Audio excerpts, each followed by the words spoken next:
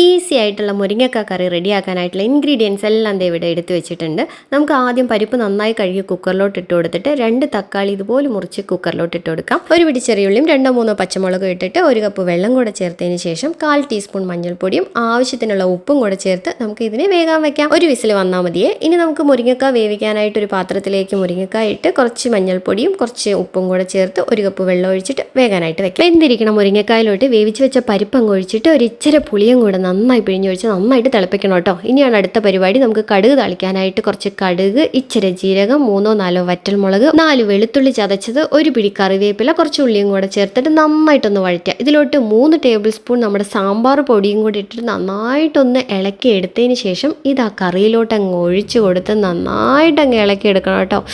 നല്ല മണമാണ്. ഇനി ഈ കറി നമ്മുടെ ചോറിലോട്ട് അങ്ങ് ഒഴിച്ചിട്ട് കഴിച്ചാൽ എൻ്റെ സാറേ എന്തൊരു രുചിയാ.